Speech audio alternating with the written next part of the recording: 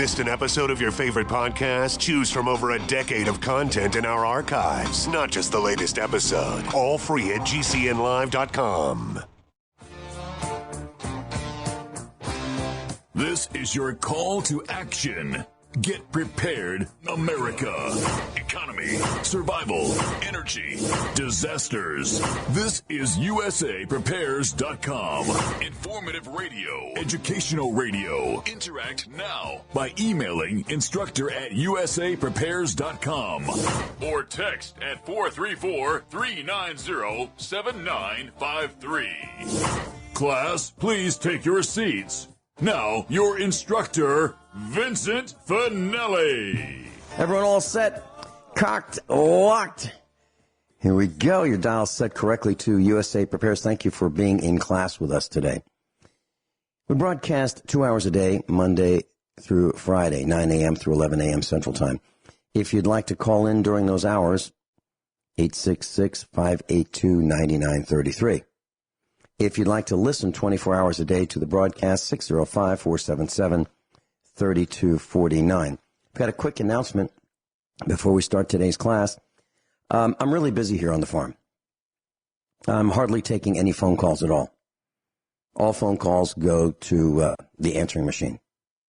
I've shut down the website. USA Prepares is down. I've shut down the project inquiry form at USA Prepares. I've shut down telephone lines. I've shut down email accounts. And it's delightful. It is absolutely delightful because now I'm able to get some of the work done. I've taken days off from broadcasting. Rich Shealy has filled in for me. Thank you, Rich Shealy. Captain John Regan has filled in for me. Thank you, Captain John Regan. And Guineith Isaacs, thank you. And I'm really busy here. I'm so busy with building plans, consolidating things that we own, moving. I'm really busy, and farming. I'm so busy that I can't do the things that I used to do. And in the past, I shut down my participation in the meetup. I've shut down the expos. I'm not doing that anymore. I need to concentrate on the Finelli family, and that's what I'm doing. I still have a great love for our instructors and our class. But in order to keep farming, I need to pay attention to the farm. I can't spend as much time as I want to or would like to on other things. So that's why if you find that you try to call me, you don't get through, because I can't take the calls. That's why if you send me an email, it goes to a null file, meaning it gets instantly deleted. Before I would ever see it, it's gone. And it's nice. It has some benefits. That spam mail that I used to get, I don't see it anymore. It's gone. Okay? It's just what I have to do. Okay? I have no contract with any broadcasting network. None. There is no contract anywhere between me and another party. And it's just like teachers. You know, many broadcasters have contracts, annual contracts, or more than a year at a time. And the idea is that they'll show up and they'll be on the air. I don't have any of that. There's no written contract, none, between me and any network or any affiliate, meaning AM, FM, satellite. No contracts at all. And I feel that it's best for everybody. I earn my stripes every day. If we're worth having on the air, we'll be on the air. If we do a lousy job, we'll be gone. And that's the way it should be. And that's the way I prefer it. And the reason we don't have any contracts is I won't allow any. I've been asked to sign contracts, but I won't do it. So, that being said, I don't know how long USA Prepares will be on the air. I have no idea. I could just decide that I can't do it anymore, and I'll be gone. And you'll hear reruns for a little while, and then they'll be gone. Or we might be on the air for a while. But I'm busy. I am really, really busy. So I just wanted to share that. And now we're going to talk about pressure cookers with Sharon in Montana. Welcome, Sharon. Well, good morning. I think it's really wise that you simplify.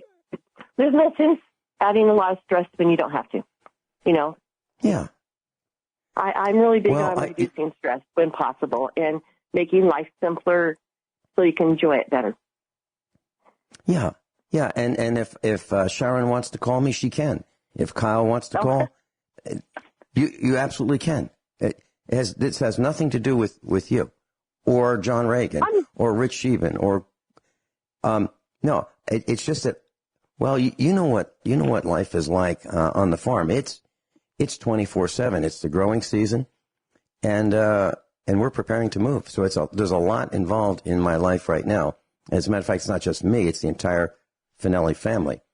So, I've even shut down my book. I was going to say, if you're planning to move, I do not envy you.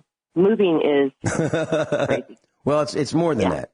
It's build and move. So I didn't know if I would have it in me to build another home, but I do. I do. All right. It's monumental. The last time we built, we started in 2005, and it took 18 months to close in the house. 18 months. That means windows and siding and a roof. It doesn't mean the house was done. It just means just to get it, watertight. It took a long time. But I would build a different house. Find out where you're moving?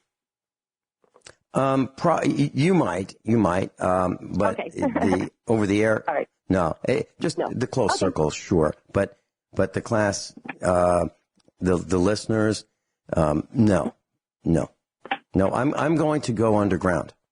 When I do this, I'll be unavailable, completely unavailable, kind of like James Wesley Rawls. He's there, but you have no idea where he is. Even people who advertise with James Wesley Rawls have no idea where he is. They send their check into him for their advertising payment. It even goes to a different state. People think he lives in one state. He doesn't live there. He's, maybe 1,000 miles away. I didn't know where he lives. Yeah. I follow his blog.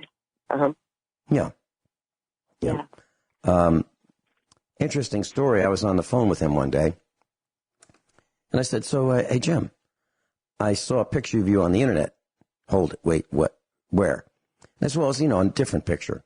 So hold it. He stopped everything and hunted that down because he doesn't want anyone to know what he looks like. There's a picture of him when he's younger, but he doesn't want anybody to know what he looks like, where he lives. Freeze Dry Guy was a sponsor of the Survival blog, James Wesley Rawls blog. And the Freeze Dry Guy would send him a check every month. I know the Freeze Dry Guy. I know him pretty well. He's been to our home many times here. And he said one day he contacted James Wesley Rawls and said, hey, listen, I'm pretty close by. I'd love to take you to lunch. And Jim said, well, where are you? And so Freeze Dry Guy told him where he was. And James said, I'm not there. I'm like a couple states away. So even even a close ally like the Freeze Dry Guy didn't know where James Wesley Rawls is. And that's by design. So I'm going to take a page out of his book. I really like him. He's a USA Prepares instructor. And we're going to go underground. We're going to go, just as a hint to the class, far away from everything. Far away. I'm allergic to people. I really am. Most people. They no matter what I try to do, if I run into them, they cut me off. They put me in dangerous situations. They give me the finger. What's wrong with people? Something has happened lately, and I don't like it, and I don't want to be around it. I'm talking about, and I'm sure it's happened to you guys. You and Kyle, you're pulling a heavy trailer with the truck, and you've got to pay attention to everything all around you. And then there's people behind you that think you should be going faster than is safe, and they think that they own the road, and they're late for their golf outing. They're late for their baseball game because they can't prepare. They're late to go shopping in their mind, and they want to get in front of you. And no matter what, if they have to pass you on the right, on the shoulder, that's okay with them. If they pass you on a double yellow line around a curve up a hill, that's okay with them. They'll put people in danger, and I just don't like it. So I want to be away from as many of them as possible. I'm tired we've seen some pretty close calls. People are just impatient, and they lose their common sense. Yeah. Yep. And it's my pet peeve, honestly, because I think if you want to take your car and drive it into a tree, that's your prerogative. But don't pull out on a hill and try to pass when someone's coming over and you can cause a 3 or 4 car wreck and kill people. That's not their prerogative, Yeah. I call that the Menard's syndrome, named after Paul Menard, the alleged race car driver who was impatient, and he was not in first place in Daytona. And he decided that he was going to push the car in front of him out of the way. And so he hit the car in front of him in the corner and caused it to skid out of control, and it caused an 18-car crash. 18 cars. He just, all by himself. Well, he's a millennial. He's me first, and his last name is Menard, like the Menard store. So he deserves to win at any cost in his mind. And that's the kind of thing I'm talking about. That's exactly what I mean. Me first. And I'm sick of it. And I want to get away from it. And that's exactly what I'm doing. The whole family's on board with it. They love the idea. And I'm, it's a different Vinny now. Vinny used to be interested in helping people. And if I saw somebody on the road, I would stop and help them. Now, if someone passes me on the right and they drive into that tree you were talking about, I'm just going to keep on going. I'll be in as much of a hurry as they were in when they passed me unsafely and crashed into that tree. I'm just going to keep going. I have no time for them. I have no desire. All my desire to help people and teach them, teach the people who didn't know, didn't want to know, all that desire to help people who don't want to know has got up and left. I don't have any desire anymore to do that. Now, people who want to learn, I'm all for that. But people who don't want to learn, I am not going to help them. Sharon, I can't believe what's happened to me. My mother would tell me that that's unchristian-like of me to not want to help people who don't want to learn. I would venture to say you can't make people learn if they don't want to. So you offer your instruction and your advice, and then it's up to them to take it or not, and it'll make their life easier or worse. But you're not responsible after that point. So. Well, it used to tear me up. It really would. I would see people make just beyond stupid mistakes. For example, there are people who, and I know you and Kyle would never do this because you're way too smart for it, but there are people who are buying brand new vehicles, and they have no idea how poorly they're constructed. They have no idea that some of the sheet metal comes from overseas. It's got salt on it. It's already rusting before it's painted. And when it is painted, the paint will come off in a couple of years. They have no idea that this is happening to them. We'll be right back. So I was at a junk store a while back, and as Joey calls them junk stores, and there was what appeared to be an almost brand new Sears labeled pressure cooker. And a lot of pressure cookers are made by the Presto company, and they're made out of aluminum. This particular one was stainless steel, and it caught my eye. They actually had 3 of them, and 2 of them were made by Presto, and this one looked exactly the same, except it was stainless steel, and it said Sears on it, and it was $12. And the rubber gasket was perfect. It had the books with it. It had the weight that comes with it. Some have 1, some have 2 weights. And I thought, I need to get this because I know a gal that can teach us how to use this thing. And that's Sharon. Well, that's flattered. why I bought it. That is a great deal if you got I'm a stainless one. I'm really impressed. Stainless, it's harder to find things that are stainless. Find a lot of aluminum, and I don't do a lot of cooking in aluminum, but the All-American canner is aluminum, I think. I don't know. I minimize it, but to be able to get a pressure cooker like that, that's really good because to me that's a lot healthier. So that is really good. Well, I'll be honest. I have used the pressure cooker a couple times. My mom used to use them all the time because my mom was notorious waiting to about an hour before supper before she decided what she was going to cook. And so the pressure cooker speeded it up and we could have supper right on time all the time. So, and in the summer, they're going to be really handy if you use it because it doesn't heat up the house so long. You can make something really quick. So you actually, when you mentioned that to me, got me thinking I need to dig mine out and start playing around with it, start using it and stuff. That would be fun. I think I know where it went in our move. We moved like 3 years ago, but I think I could locate it. So, but I was pretty excited when I heard that for you. That's cool. Well, it's a wonderful one. And class, here's what it is. It's just like a pot. And the one that we bought happens to be 4 quarts. Now they make them 4, 6, 8 quarts. And I wanted one that was small enough to be handy, but could do the job. So 4 quarts is okay with us. And what it is, it's like a heavy pot, but it has a lid that's heavy, and the lid has a gasket. So the lid just doesn't drop in place and sit so steam can come out. Steam does not come out of this as you would think it might, where a lid would just pop on a saucepan, for example. What happens is this is designed to increase the pressure of whatever you're cooking. So as you're heating on your stove, the liquid tends to expand, and the steam would be released, and the steam would just come out around the lid. Well, in this case, there's a gasket, a rubber gasket that prevents that. The lid locks in place. It twists, locks in place. And there's a pressure relief valve and a pressure port that has a weight on it. So when the pressure exceeds the amount of weight on this release, that's the only time the pressure is released. So you're actually cooking under pressure. And what you're cooking actually cooks faster because it's under pressure, and it cooks at a different temperature than what you would normally expect. And that's what a pressure cooker is. And that's different from a pressure canner. Pressure canner is one that you use with jars. This is something that you can use just to cook your meal, and as you would with a pot and pan, but it's faster. But it takes a little more time to clean it. So did I describe that correctly, Sharon? Yeah, I agree. I will say, just as a little side note, if you want to cook a large batch of food, you could do it in your pressure canner also, okay?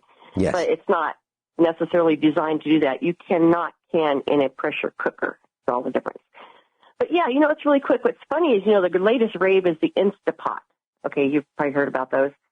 And they're kind of a modified pressure cooker. But the pressure cooker, from what I can tell, I don't own one, the Instapot, but is quicker and it's simpler to me. So your pressure cooker, you can do all kinds of cool stuff. They got a million recipes online, but my mom used to make like stews and beans and take a cheaper cut of roast meat type thing and cook it up, And I remember having lots of really good meals from those things. They're good. And in summer, you don't have to have the burner going all the time. Right. And Instapot is similar in some respects, but typically they're digital today. I don't want anything digital. Yeah. Well, and that's the thing, they use electricity. Yeah. Class, Sharon's with us. Sharon's in Montana, and we're talking about pressure cookers. And these are things that have been used for quite a long time. The technology is really simple. You're cooking the same kinds of food under pressure, which increases the heat, and your cooking time is reduced. But there are some dangers. You're cooking under pressure, so it's not the same as cooking with a normal pot and pan. Sharon, have you had any experiences where anyone got scalded with steam or burned, or have you had just great success? I have never seen anybody hurt with a pressure pot, a pressure cooker like that.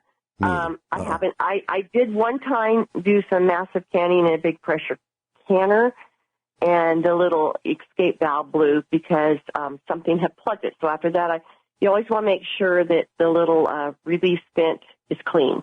Okay. But the pots don't blow up. They have the escape valve, and things might spray out the top. I would just say that after you cook your food and you cool it down, and you can cool it down quickly by putting it under cold water, it sometimes makes the finish a little rougher, but it works really well, so you can get the food cooked and then you can eat it real soon.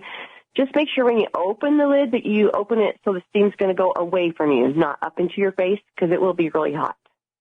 It's kind of common sense when you're boiling, but when your pressure cooker is a really high temperature, so that's something that you would just want to use common sense with, But no, I'm still big on the whole preparedness idea. I know everybody thinks everything's wonderful, it's going great, and life's never going to change. And it might not, but historically it will. You know what I mean? Things change. And so the more prepared you are to adapt to changes, the better off. And I would say a pressure cooker is a wonderful tool to have. Because if you need to cook a meal, you're not going to spend 4 hours cooking over some kind of fire. You can do it like in 45 minutes. Mm-hmm. And so it's going to save your time and energy. And you can get some really good food. When you cook it in a pressure cooker, you're basically, if you have meat bones in there, you're making a bone broth. And they have all these raving things about how good bone broth is for you. So there's a lot of benefits. Like I said, when you mentioned, I thought, man, I got to dig mine out and start using it because I know it's so valuable. It really is. Have you tried making meals in it yet?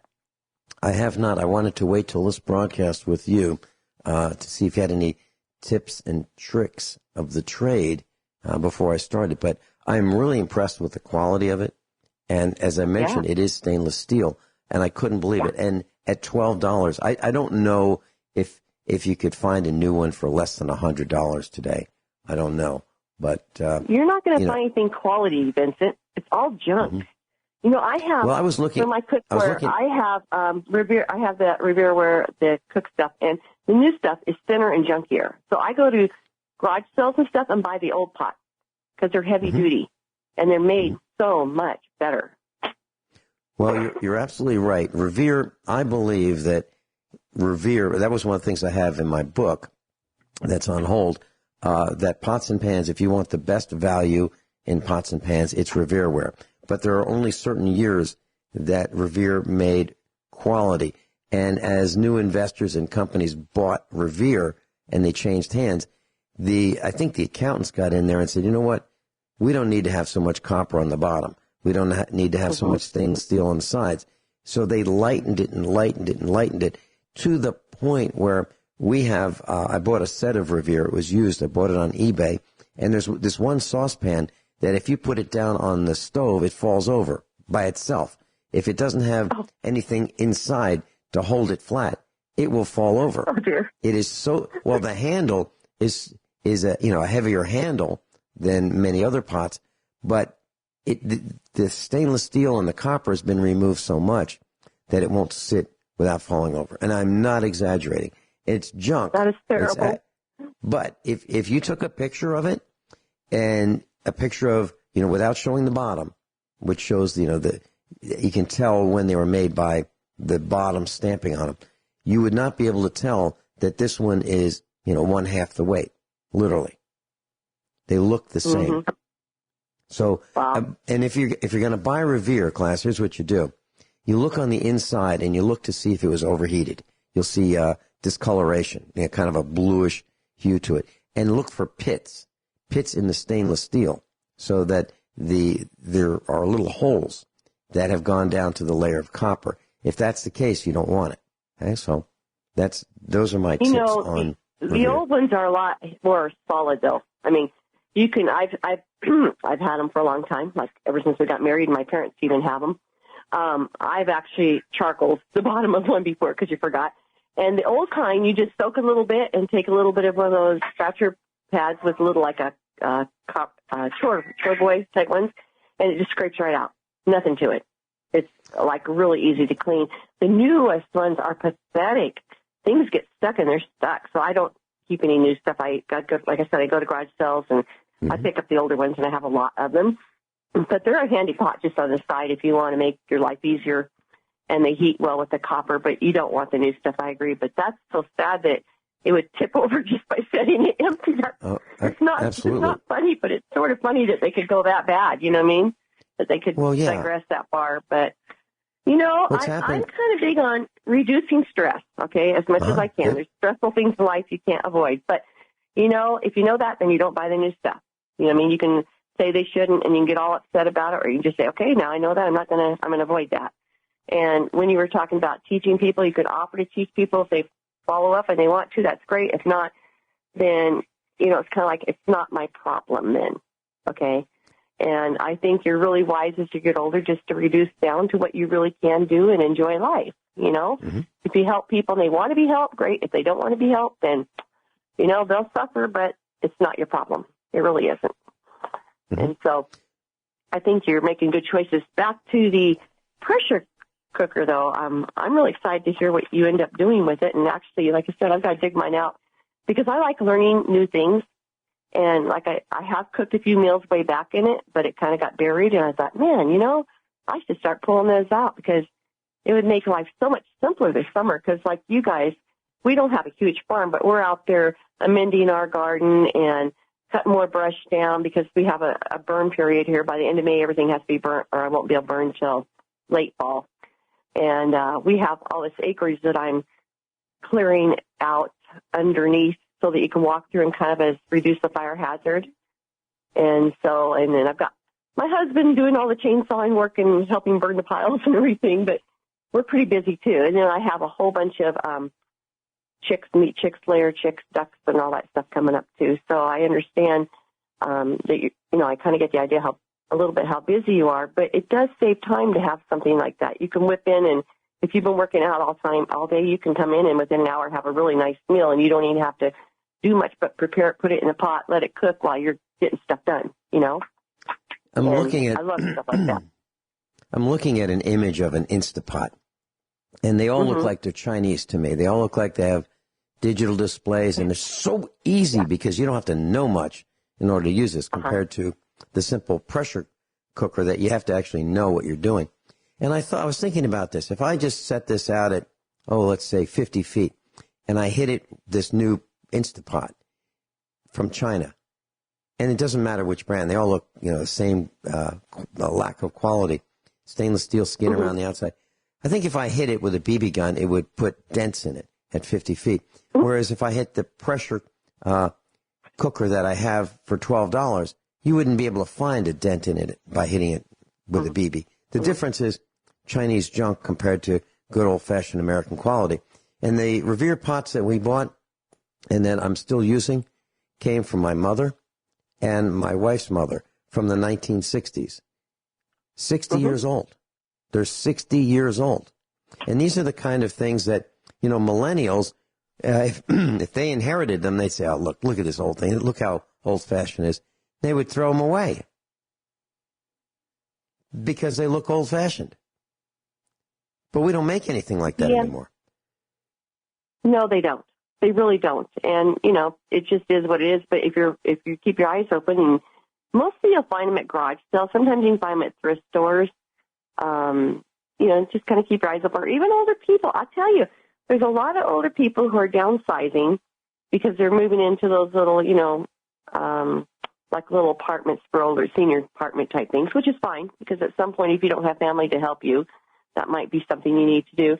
But they're getting rid of stuff. And if you can access people like that, they a lot of times would be happy to give you a lot of their stuff that they're going to just throw in the dump, or the kids will, or, you know, they're not going to use.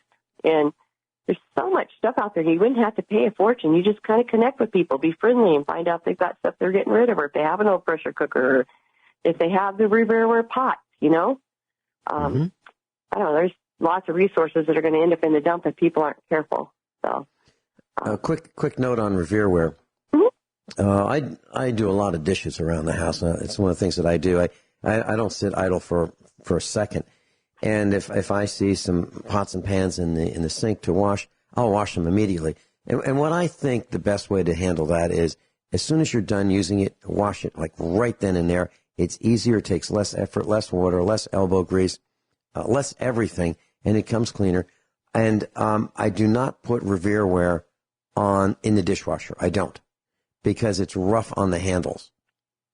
It's really rough on the handles. Have you found that? We don't use our dishwasher. Okay. We didn't have, when we were off-grid, it used too much power. And now we could, but the dishwasher that came with this place is pathetic and doesn't do a very good job. And there's just two of us. So the only time you use the dishwasher is sometimes if I'm going to do a massive amount of canning, I want to make sure my jars are really clean. I might throw them all in there and do them at once. But otherwise, I'm the dishwasher primarily. And so does your dishwasher probably last a lot longer. Yeah. Is your dishwasher a General Electric? Oh, I don't know. It came with it. I used it once, and the dishes only got half clean, and I was very unimpressed.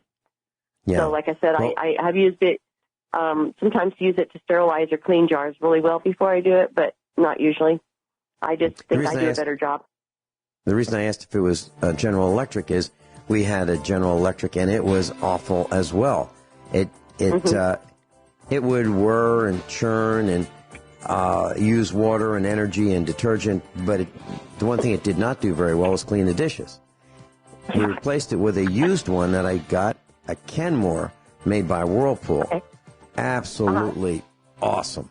Incredible. It was like, it actually works. We'll be right back. So we've been talking about pressure cookers and pots and pans, and you can save some money if you buy them at garage sales. And class, frankly, Sharon and I have found out the same thing independently, that the new items from China that are shiny don't have the quality. They don't have the durability. They certainly won't last as long as some of the older products that were made in the United States of America during the 1960s.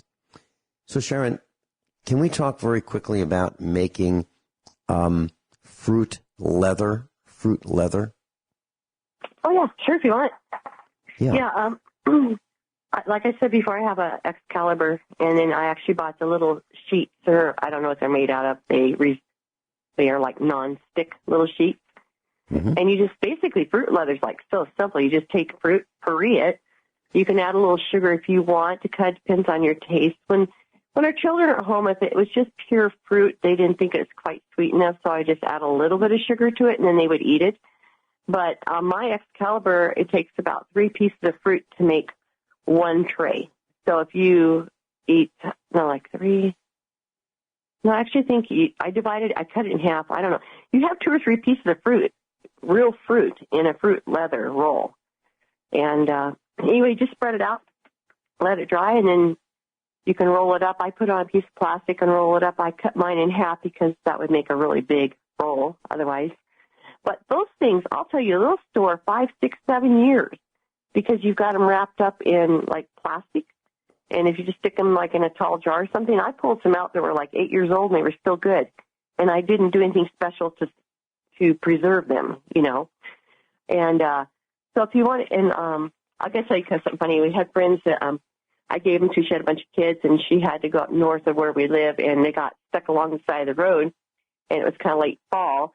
And the kids are really hungry. They were going to meet somebody at dinner. And she said, I pulled out your fruit rolls, and it kept them from being all whiny. She goes, you saved my day, all these kids in the car, until we could get somebody to help us. But they're kind of handy to have, and our guys would take them out hiking.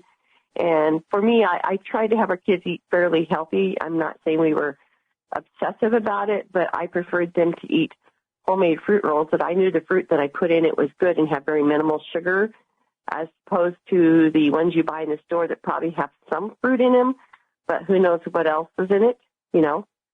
So, you know, it's a good way to use your food. Also, for me, you know, I can a lot of stuff. So after, 3 or 4 years, your canned fruit will just get softer and softer, like mushy. So I tend to drain the juices off, and then I just turn them into fruit rolls. And that way, so what you're saying is, you extend the best used by date, if there were one, by making fruit leather, right?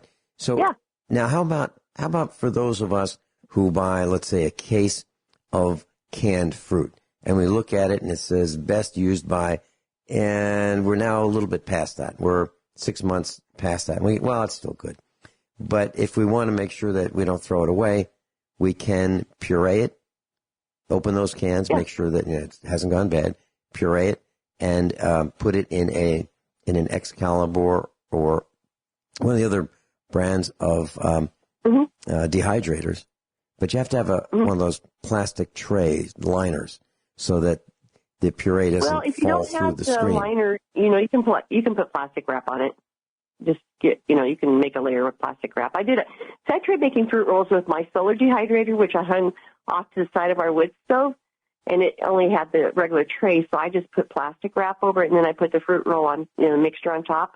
and I let it dry that way. It works. You could probably even do it in the oven at a very low temperature. You know, you wouldn't have to have one. But it does store your food for a long time, and there's a lot of good nutrition in that. And it's a lot of quick energy, but it's not just sugar. You know what I mean? Mm-hmm. It has your minerals and stuff like that in it, too. So, you know, I don't like to throw things away as a whole. I like to repurpose it or compost it, or if nothing else, throw it to my chickens, or, you know, I don't. Same allergy. I don't like.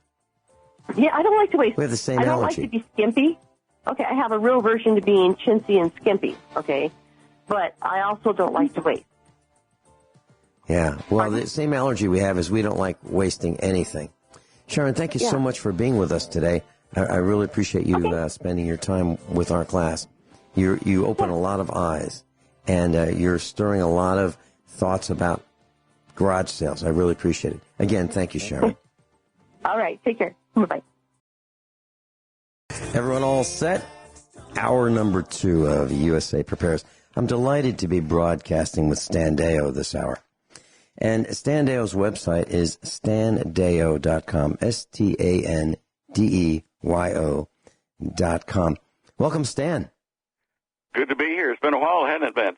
It certainly has. You know, Stan, I wanted to mention this to you. I have not ever said this to you, but many years ago, well over 20 years ago, you and Art Bell used to keep me up at night on the edge of my seat, listening to you and Art talk about all kinds of things that were just not discussed on the radio. And I'm talking about in the late 1980s, probably 1988, Art Bell went from a fewer number of stations, affiliates, to a greater number. And he actually was the overnight guy. In my opinion, he was the finest broadcaster ever because he did things, he talked about topics that no one dared to talk about back then. And he did not do point counterpoint. He didn't do rapid fire. He did not engage in furious debates with his guests for ratings. He was in the business of sharing information and teaching. Would you agree that he was absolutely a brilliant broadcaster? Oh, absolutely. It was like having a fireside chat with him. There was no pressure at all. It was great. Yeah, and as part of the listeners of that fireside chat, I was in that audience, and I loved it. And every night it was 5 hours of absolutely riveting broadcasting. And I wanted to ask you, do you have anything that you want to share with our broadcast classroom about those late nights with Art Bell that you found particularly interesting, enlightening? Well, yeah, sure. My brother Glenn told me about this Art Bell program. He emailed me from the States and said you ought to get on there and share your earthquake prediction information with him. So I wrote a letter to him or an email, said, look, you might be interested in this, whatever, and they had a look and we talked about it, and he put me on air.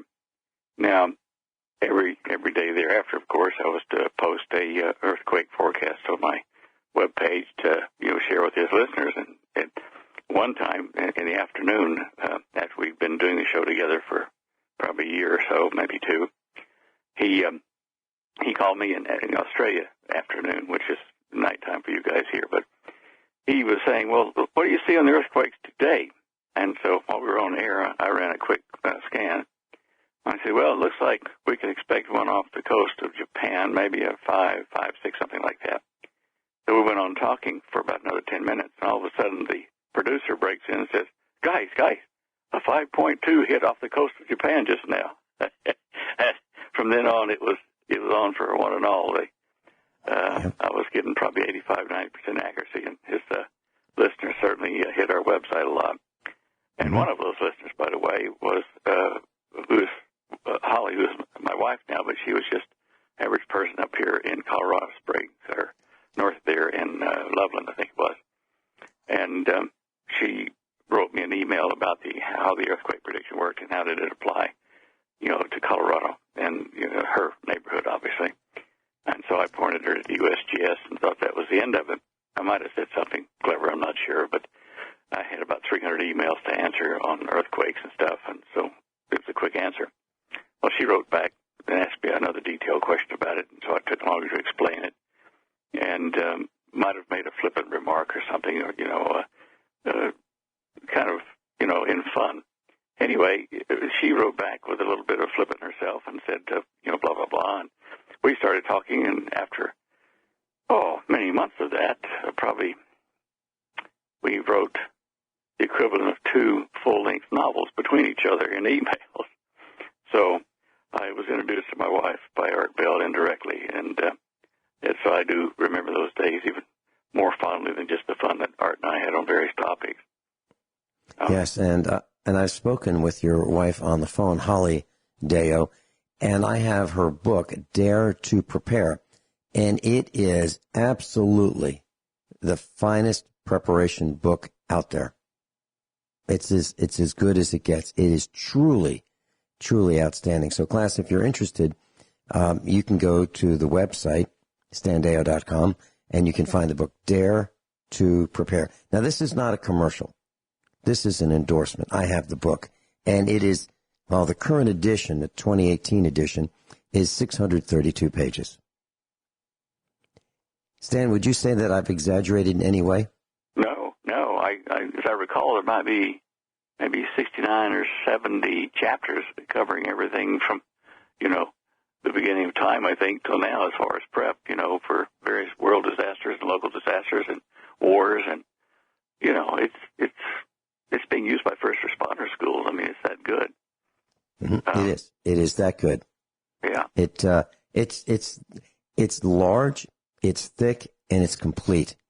Stan, you, at one time in your life, you were a computer programmer and a senior systems analyst. At one time in my life, I was a senior systems analyst as well, designing computer systems for Fortune 100 companies and even governments. I wanted to talk about something that you and I have never talked about as well, just briefly, before we get into the meat of today's class, and that is Y2K. I've never discussed this on the air with anyone who remembers Y2K. And let me just give you a little bit of information, and I'd like you to fill in from your thoughts. I designed computer systems on super micros within the banking industry, super mini computers, Unix-based computers, as well as mainframe computer systems and mid-sized computers. So from top to bottom, I built systems for industry, actually the banking industry. And after I left that, I decided to be a farmer, and people in the village in Virginia thought I knew a little bit about computers, and they thought, well, maybe they should come to me for some computer advice. And that led to us building a computer manufacturing company, like a little Dell computer company, if you will. It was within the Commonwealth of Virginia, and we were the big fish in a very, very small pond. And after building a bunch of computers before the year 2000, we found out that the BIOS would not flip the date to the year 2000. Starting January 1 of 2000, the date would not work any longer. And that was a serious problem because many of the systems and networks that I built were dependent on the date. I'm talking about inventory control systems. I'm talking about inventory management systems, payroll systems, order entry systems, point of sale, dental appointment systems, for hospitals, doctors, businesses, concrete production companies, every kind of business you could think of. We had, including education and government, we had our computers in, and the date wouldn't flip. So coming up in a couple of years was year 2000, and these computers would all fail. So I literally, for free, updated and patched every one of the BIOSes of those computers so that they would work fine. Wow. And I did it for free. It's unlike the Microsoft of today where you just get to buy a new version and, that'll fix the problem, but I did it all for free. But the point is, I know that those computers would have failed because they did fail. And it was said that this was a ruse. This was just a way to get people to buy computers. Have you had experience that was similar to that, knowing that computers would have failed the date rollover for the year 2000? Well, I I don't think I did. I don't know whether it was because we were on Hewlett-Packard or Mac at the time. That's going back a ways, but... well, that is the answer. That is the answer, because Mac did not have the problem, and the Hewlett-Packard brand computers didn't have that problem either. And mainframes did not have that problem. It was the personal computers that had the problem. I'll be darned. Well, I guess I can't comment intelligently because I didn't get exposed to it then. Okay, I was just wondering if you were if you had that concern. And now I know Art Bell was extremely concerned about Y2K, and I remember a guy named Curtis Sliwa was kind of picking on Art Bell, saying, hey, he expected a major calamity, and it didn't happen. And Art Bell said, "Do you have car insurance?" And Curtis Sliwa said, "Sure." And he said, "Well, that's what this is like. This is, preparing is like insurance, except it's better." Mm-hmm. And True. But yeah, so I was just wondering if you had experience with that. So today, you and I wanted to talk about something that is of very serious concern. It's electromagnetic energy, something that we are probably not going to be causing ourselves, but other people may cause it, or it may be natural, right? Right. You're talking mainly about electromagnetic pulses, which could bother us. Our magnetic field, first let me address that. The Earth's magnetic field is rapidly moving towards Siberia. Now, if you track it on Google Earth from where it was maybe 25 years ago, you'll see that it's moved 31 miles to 32 miles per year towards Siberia, which is really fast. And so the tilt of the Earth's magnetic field is rapidly increasing. And because of that, we're seeing, runway markers change for, the magnetic bearings and stuff for the runway in a lot of places, particularly in Florida. This is also affecting, life in the sea, and marine life, and surface life that depend on the magnetic field for navigation, like birds and whales in the ocean and various types of animals anyway rely on that. And so they're ending up in the wrong place or in the right place, but too early, that kind of stuff. And this is not going to produce a electromagnetic pulse, but it is producing magnetic aberrations and also somehow indirectly affecting the ionosphere, and which, is our shield against cosmic radiation and radiation from the sun. Is that a commercial break coming? Yeah. We've got 4 commercial breaks for this hour. This is the first of many, and we're going into a commercial break. We're going to be back with Stan Deyo, StanDeyo.com. And as we continue this, I'd like to ask you, will this impact the fixed solar arrays? Will they be pointing the wrong direction? Class, Stan Deyo's with us, StanDeyo.com, StanDeyo.com. We're talking about the Earth's magnetic field moving toward Siberia at about 32 miles per year, pretty rapid pace. Stan, will this affect those who have solar arrays that are fixed? These structures that keep the solar panels aimed directly in at one location. Will it impact them?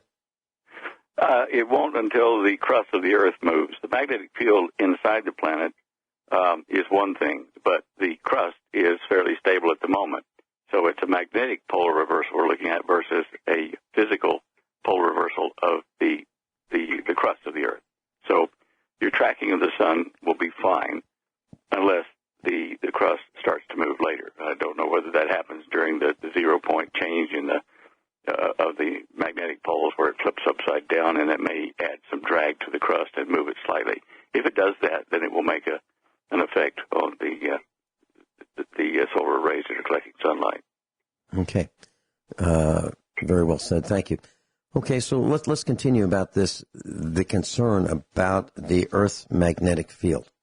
Okay, well, the magnetic field itself is one thing, and it does indirectly affect the amount of penetration we get in the ionosphere from cosmic radiation, from solar radiation. Now, You get ultraviolet rays, you get infrared, you get high-speed particles from intergalactic type events, and, explosions of stars, whatever. When we weaken or thin out areas of the ionosphere, our shields are down. Our magnetic field is part of the shield that protects us from all this.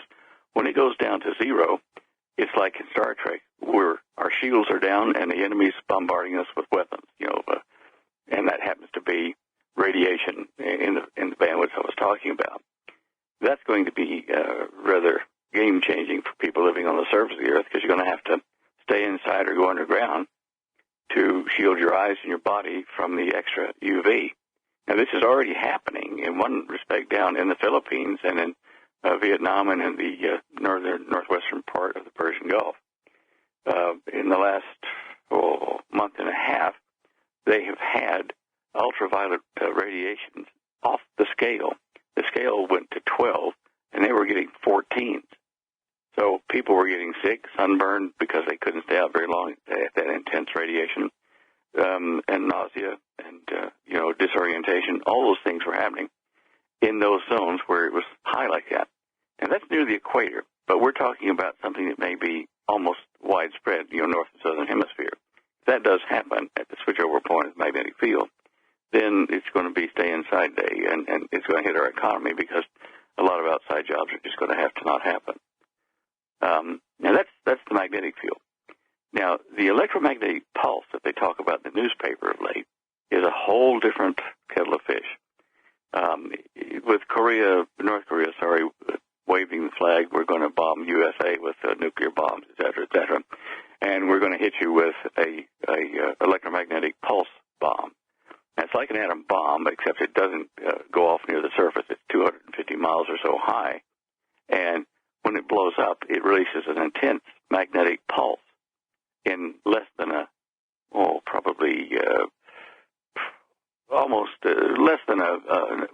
the main part of it, I guess, is about 100 picoseconds, so 100 billionths of a second. But even that is enough to fry the grid, the electricity distribution networks, the devices in your home which have wires connected to your power points or connected to the grid. And it's a very serious thing. It can wipe out the infrastructure, electrical infrastructure of the whole country in one, let's say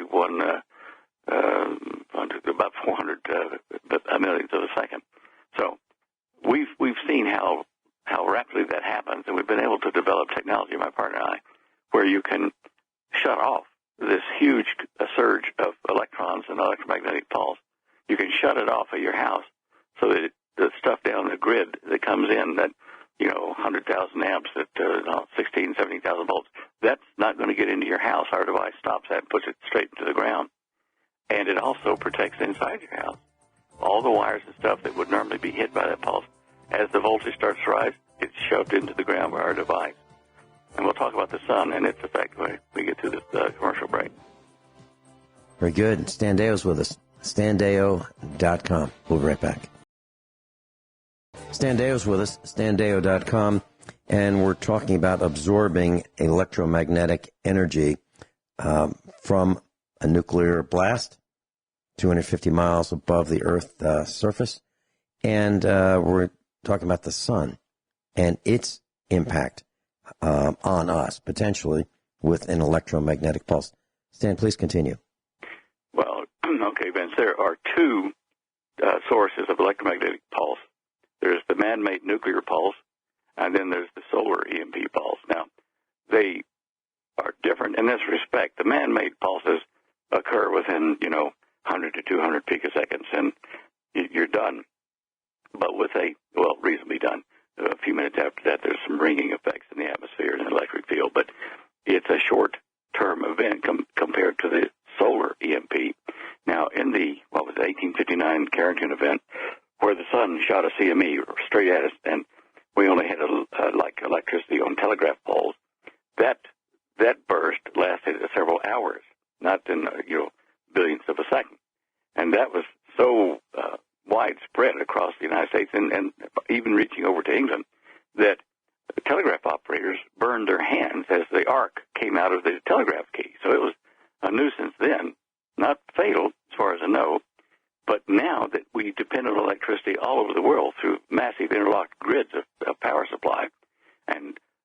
electronic devices in our cars and our homes and business and whatever. When a solar EMP hits, lasting for hours, and we saw a partial one happen in Canada a few years back, and it was 2 weeks before they had power back onto the area that it hit. And when we see one hitting all of us at the same time like this with such intensity, we're going to see a massive change in our lifestyle. It's going to throw us back into the horse and buggy days, if not further back, because all of our industry, business, everything depends on electricity and, digital flow across various means.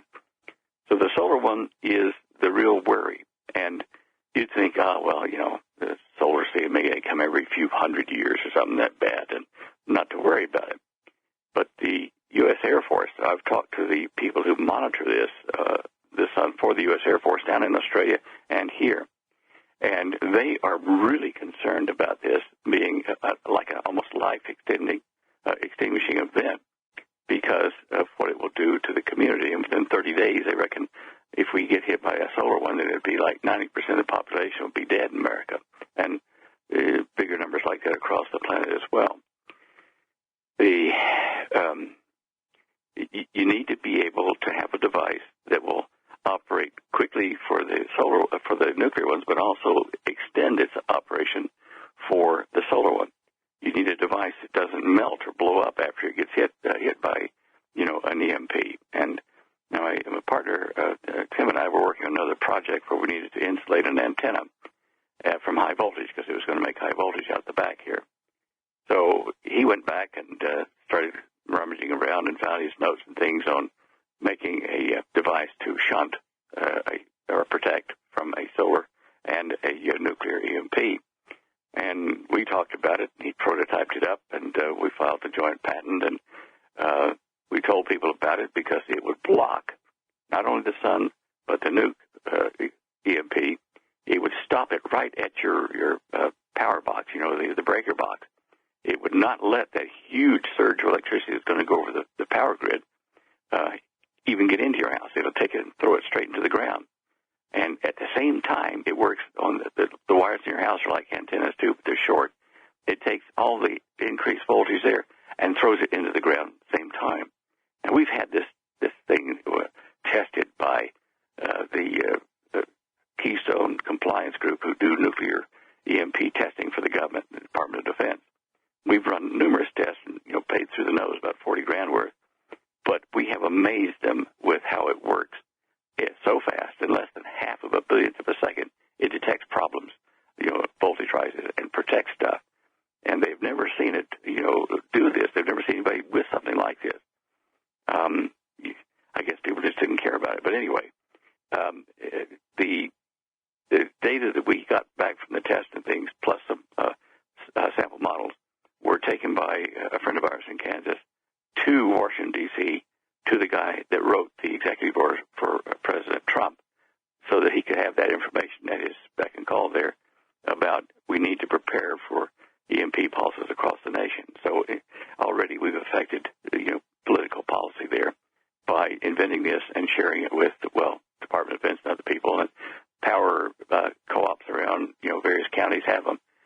We have one that you can screw into your smart meter if you have smart meters, and it will protect you same way from the line grid EMP pulse and from the internal voltage rises on your wired-in electrical appliances.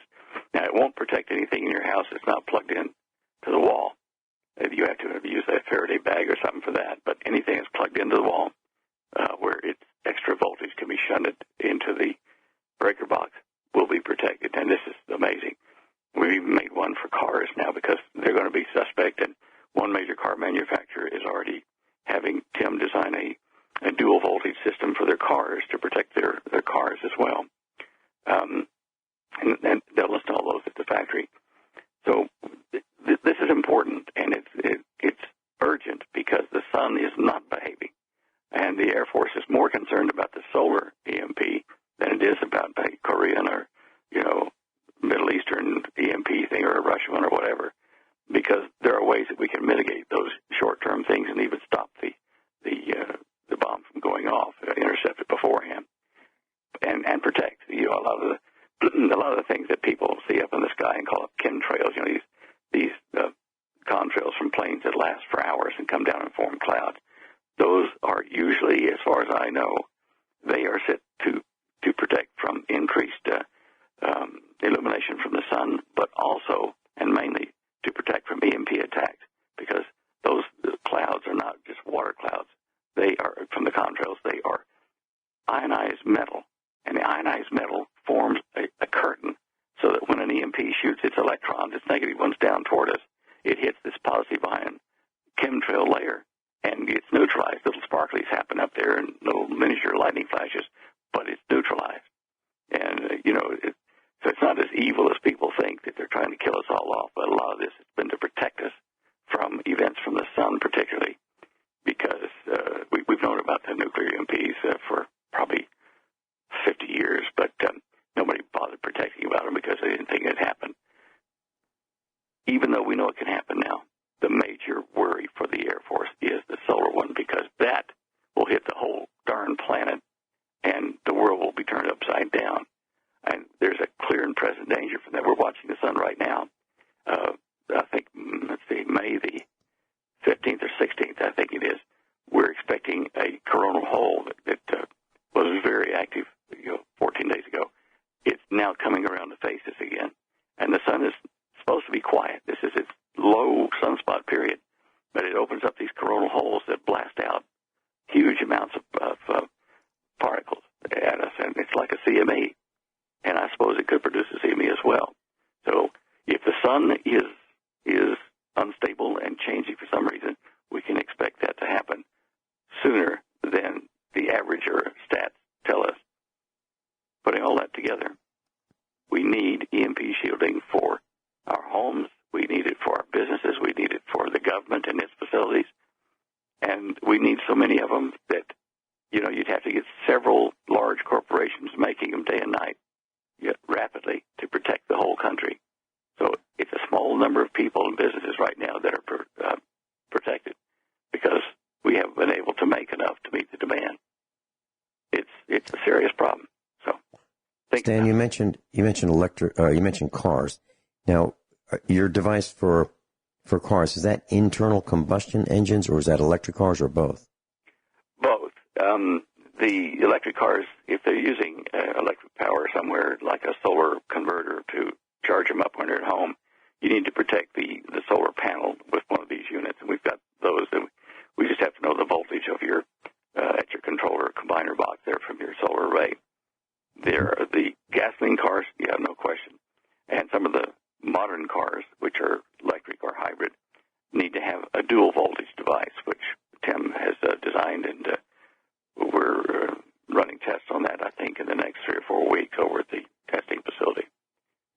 So, yes. Stan, you used the word shunt, S-H-U-N-T, and that, what you're describing is that electricity, I believe this is what you're describing, correct me if I'm wrong, but I believe you're describing that electricity is lazy.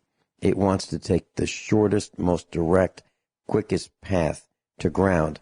And your shunting technology is providing that. So when this massive high-voltage blast comes our way, your device directs it right into the earth. Shortest, quickest path. Is that right? That's correct. That's correct. Okay. Can you tell us... Sorry, go on. Okay. Can you tell us how, I'm not asking you to share the secrets, but what is the overall technology that you're using to shunt this unwanted energy from the sun or from an EMP 250 miles up? What is the technology that you're using to make that happen? Can you share that? Yeah, the device itself is constructed so that it can rapidly detect a rise in the voltage on the line of, say, 30, 40% above your normal line voltage. When that happens, it electronically shorts the ground and neutral and the active phases straight to ground. It just takes everything away from the board. And there are 2 leads from our device. One goes into one phase in your breaker box, and one goes in the other one. And they have to be on a breaker that's at least 20 amps for the current, handle the current in that short period of time. Now, in a, say, like 10 billionths of a second, even though it's 600,000 amps, you divide that by, 10 billionths of a second, and you reduce the actual amperage through those breakers so that it doesn't do anything but trip the breaker and shunt or divide the electricity down into the ground from there. It's just a matter of handling the high current. We built that into our circuits, but it's also detection. You have to get it fast enough that you can, get the shunt started, and it doesn't blow up after the voltage rise is gone. Our device lets you have power back. We've tested it at the labs 40 times and never gotten it to fail, so it doesn't blow up. We'll talk about how to get this when we come back right after the break. Stan Deyo's with us, StanDeyo.com, Stan, StanDeyo.com. Stan, as I understand what we're talking about, we all have antennas in our homes, in our commercial buildings and such. These are the wires in our walls. These are the wires that lead to our buildings. The power grid is a system of wires, and these wires attract and direct electromagnetic radiation from the air directly into our buildings, into our devices that we actually want to protect from being blown up. So you're saying that in the home, I believe is what you're saying, that we have three wires in our breaker boxes. There's L1, L2, and a neutral. L1 is a hot wire. L2 is a hot wire. So one might be red, the other might be black. And then we have another one, which is the ground. And I believe what you're saying is that even though our house wiring is an antenna system, even though the grid is an antenna system, that in a split phase or single phase system, like most of us have, the L1 and L2 that act as the antennas, those antennas are the signal, this pulse, is sent directly to the ground in our breaker box with a 3-wire hookup that is your box. Is that correct? That's correct. I might be a little bit more specific about the electromagnetic radiation. It's the radiation at altitude near the bomb, that it's gamma radiation.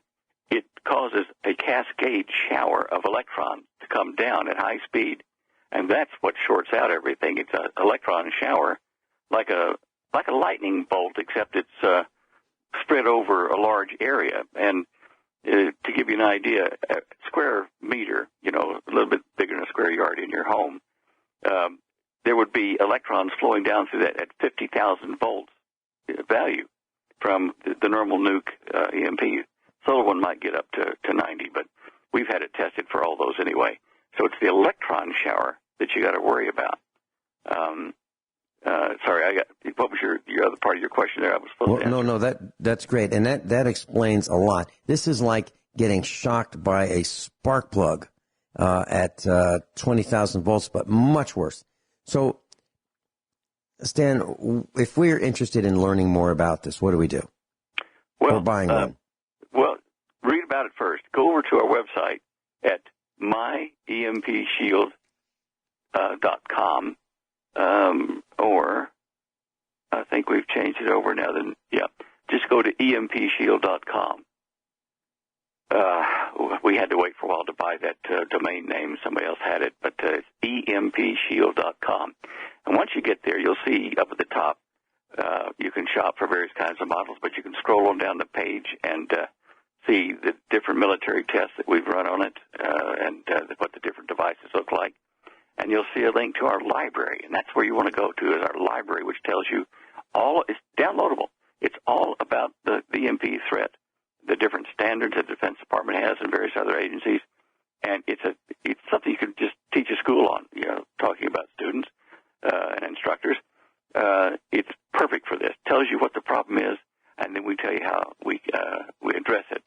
And we have models for the home, for cars, vehicles, for a plug-in model that has like 6 outlets on it and 1 wire that you plug into your wall, and it will service, a bunch of other devices hanging off of it.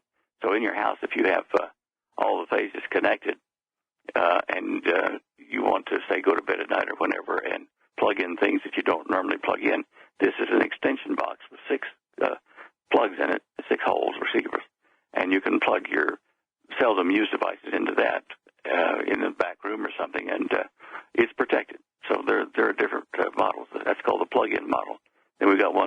generators for diesel, for gas, for wind, for solar, and specialty shields that we design for people who have peculiar situations, voltage and things like that.